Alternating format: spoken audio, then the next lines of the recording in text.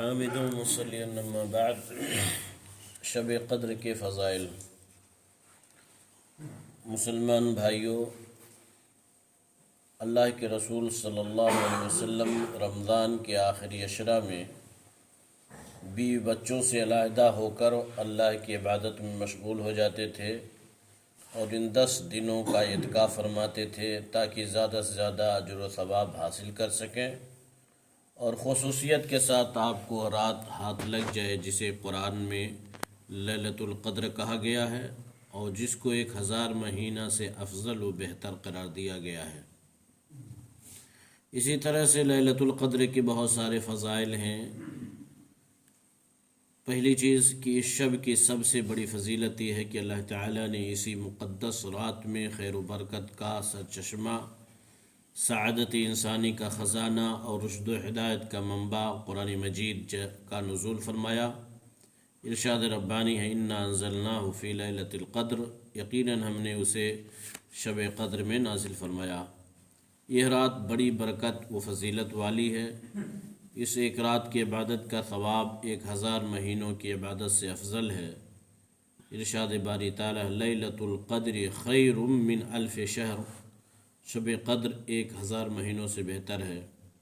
اس رات میں حضرت جبریل امین علیہ السلام اور دوسرے فرشتوں کا نزول ہوتا ہے اور پوری رات رحمت کی بارش ہوتی ہے، جیسا کہ ارشاد باری تعالیٰ ہے تنزل الملائکۃ والروح فیہا بإذن ربہم من کل امر سلام ہی حتی مطلع الفجر، یعنی اس میں ہر کام کے سر انجام دینے کو اپنے رب کے حکم سے فرشتے اور روح یعنی جبریل اترتے ہیں۔ یہ رات سراسر سلامتی کی ہوتی ہے فجر کے طلوع ہونے تک۔ جو شخص اس رات میں ایمان کے ساتھ اور اجر و ثواب کی امید رکھتے ہوئے قیام کرتا ہے تو اس کے پچھلے گناہ معاف کر دیے جاتے ہیں۔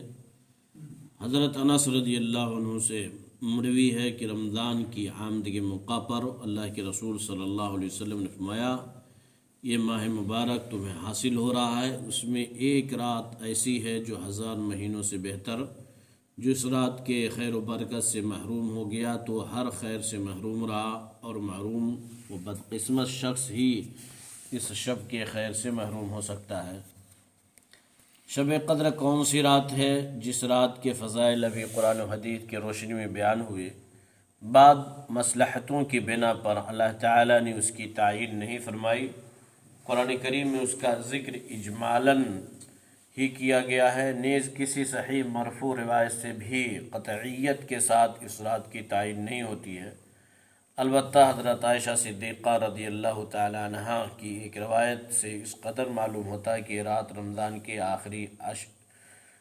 کے عشر اخیر کی طاق راتوں میں سے کوئی ایک رات ہے۔ حدیث کے الفاظ ہیں کہ تحروا لیلۃ القدر فی الوتر من العشر الاواخر من رمضان، رمضان کے آخری عشرہ کی طاق راتوں میں شب قدر کو تلاش کرو۔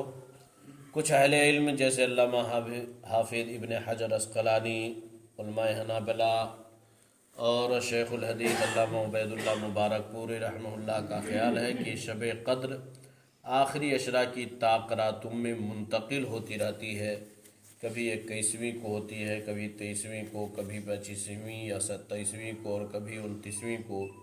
اس لیے اس رات کی فضیلت حاصل کرنے کے لیے مسلمانوں کو پورے عشر اخیر خصوصاً اس کی طاق راتوں میں عبادت کا اہتمام کرنا چاہیے۔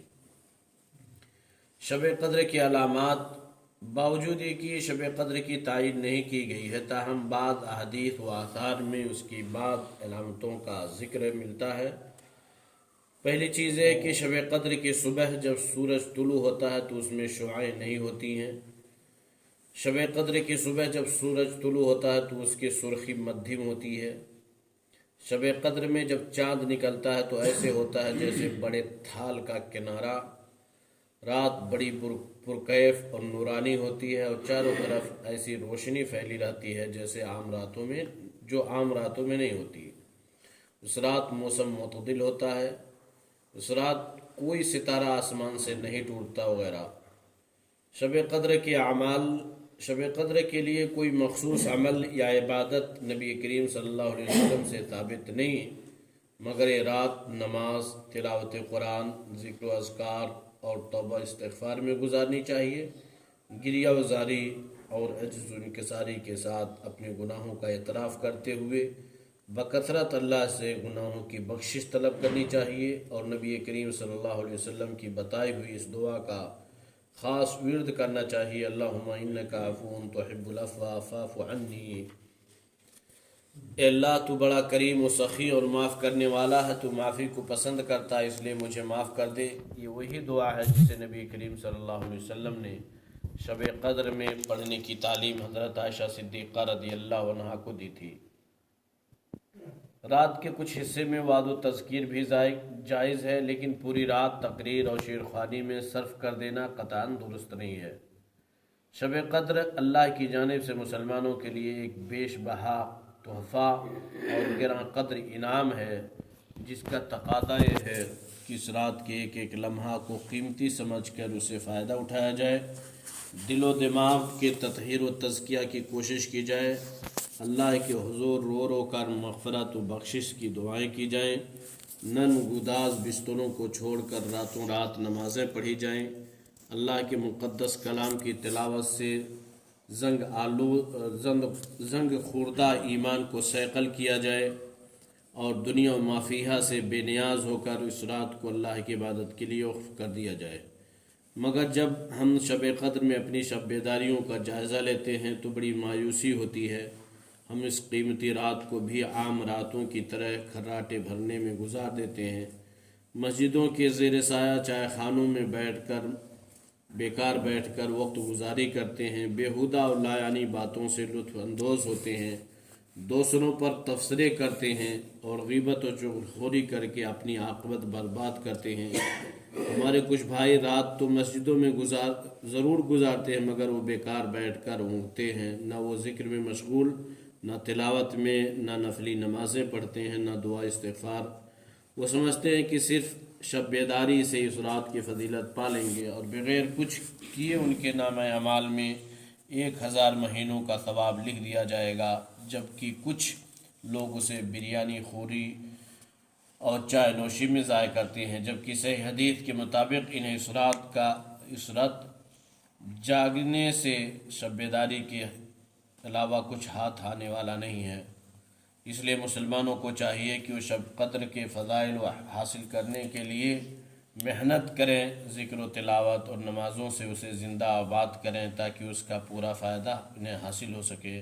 اللہ تعالی ہم سب کو اس کی توفیق بخشے، آمین۔ وصلی اللہ علی نبینا محمد وعلی آلہ وصحبہ اجمعین۔